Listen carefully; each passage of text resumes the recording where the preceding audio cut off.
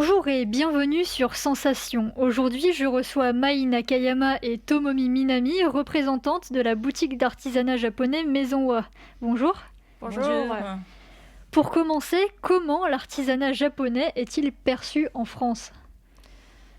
Alors ça c'est une question déjà très profonde c'est ce qu'on essaye de savoir dans la boutique tous les jours. Donc on sait déjà qu'il y a pas mal de Français qui aiment bien la culture japonaise et parmi cette culture, la traditionnelle, elle est très importante. Donc on voit que c'est très apprécié en France.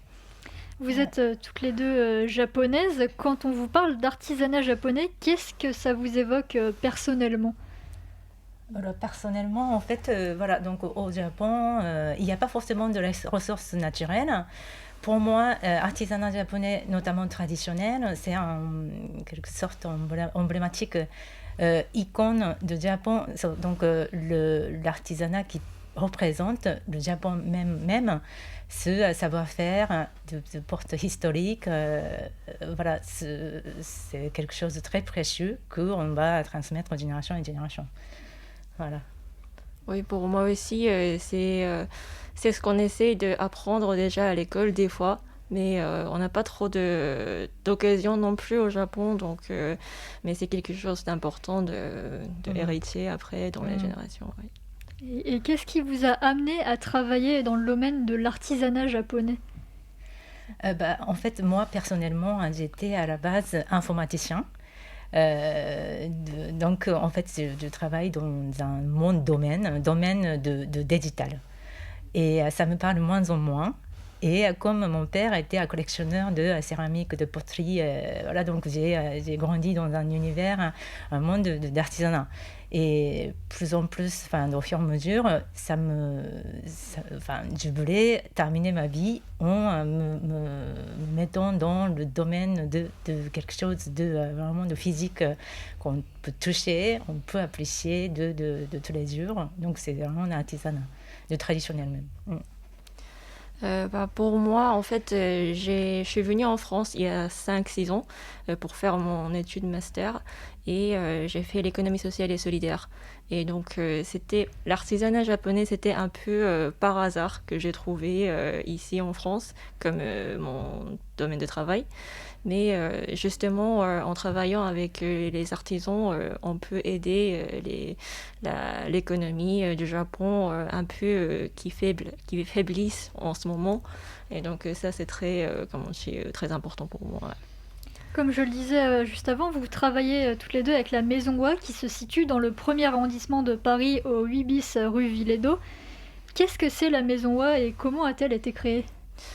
Nous, en fait, c'est une entreprise qui a 2 boutiques dans le quartier de Pyramide. Et Maison Wa, c'est une des 2 boutiques. Et donc, surtout, on a que des produits japonais, y compris des artisanats. Et on essaye d'introduire des produits japonais au marché européen et pour aider aussi les fournisseurs, les artisans pour développer et aussi trouver les clients français, européens pour le développement. Mai, Tomomi, comment avez-vous connu la Maison Wa? Quels sont vos parcours professionnels, vos études? J'ai parlé un peu de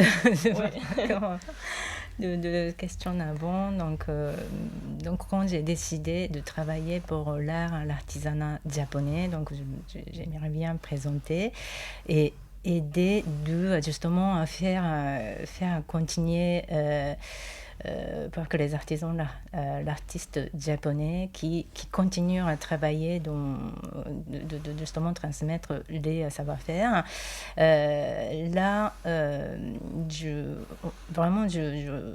tombais par hasard une amie qui travaillait à Maison Wa, qui m'a présenté cette boutique et ça m'a fait mettre mon pied dedans.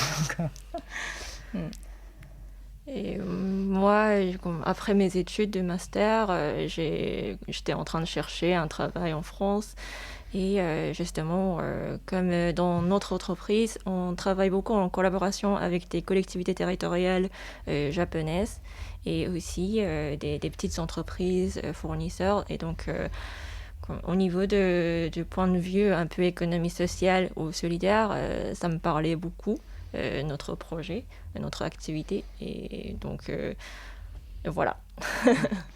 Du 10 au 23 mars 2021, la Maison WA propose l'exposition Precious Kyoto. Où peut-on trouver cette exposition? Oui, donc justement, c'est un projet de la préfecture de Kyoto qu'on organise ici dans notre boutique au sein de Maison WA. Donc, on expose 12 différents artisans de Kyoto dedans. Et avec la crise sanitaire, comment se déroulent vos expositions? Justement, c'est une grande question depuis pendant toute l'année de 2020 et après ça continue encore, mais on essaie d'installer toutes les mesures nécessaires pour la protection sanitaire et après, mais on accueille toujours des gens comme avant, donc on essaie de montrer quand même directement aux clients français des artisanats, des produits. Precious Kyoto est une exposition qui met à l'honneur l'art et l'artisanat qu'on peut trouver dans la région de Kyoto, comme vous le disiez. Mais pourquoi avoir choisi cette région en particulier? Kyoto, c'était Kyoto était le capitale impériale pendant quasiment 11 siècles. Et tous les artisans et l'artiste de tout le Japon qui venus à Kyoto pour justement développer, de mettre un savoir-faire au service de la cour impériale. Et voilà, donc c'est comme ça que Kyoto est devenue capitale de tout ce qui est artiste culturel.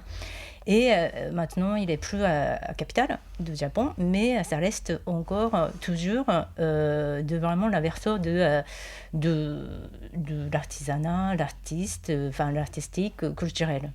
Donc c'est pour ça. Donc, vous disiez que là, vous aviez choisi Kyoto pour son aspect historique dans la culture, mais comment est-ce que vous déterminez les thèmes des autres expositions? Donc nous, on travaille beaucoup avec des artisans, mais pas que, les fournisseurs japonais. Donc toujours les événements et les expositions qu'on fait dans nos deux boutiques, c'est toujours concerné à la culture japonaise. Donc on a fait déjà à Aomori pendant le mois de mars dans notre autre boutique. Et aussi, on a pas mal d'événements avec la nourriture aussi, par exemple des petites pâtisseries japonaises, comme ça. Donc tout ce qui concerne à la culture japonaise, ça nous intéresse. Et comment est-ce que vous choisissez les artisans que vous allez mettre en avant dans vos expositions? Donc pour cette fois-ci, Precious Kyoto, justement, c'est pas nous qui a choisi les artisans. C'est un projet de préfecture. Donc c'est la préfecture qui a collaboré avec les artisans locaux et nous, on organise pour mettre en scène dans la boutique, voilà, harmonieusement. Donc encore une fois, vous disiez que Kyoto était la capitale historique de l'artisanat, mais est-ce que vous exposez uniquement des objets faits à partir de techniques traditionnelles? Dans l'exposition, oui. Ouais. Mais comme on dit cette fois-ci, l'objectif, ce n'est pas seulement de montrer la technique traditionnelle, mais de développer cette technique pour les besoins plus modernes. Donc, il y a beaucoup d'œuvres plus un peu artistiques modernes et aussi beaucoup de techniques pour utiliser ces matériaux et techniques qui sont uniques pour faire un peu des choses différentes qu'avant. Donc la Maison WA possède une boutique, mais est-ce qu'on peut acheter des objets qui sont dans l'exposition Precious Kyoto? Oui, tout à fait. Et nos auditeurs seront sûrement ravis d'aller pouvoir les acheter. Merci Nakayama et Tomomi Minami d'avoir été avec nous sur Sensation. Je rappelle que vous travaillez avec la Maison WA que nos auditeurs pourront retrouver sur votre page Facebook. Et la Maison WA qui propose d'ailleurs son exposition Precious Kyoto du 10 au 23 mars 2021. Merci aux équipes techniques de l'ISCPA, l'Institut supérieur des médias de Paris. Vous pouvez retrouver cette émission en podcast audio et vidéo sur notre site et notre application Radio Sensation.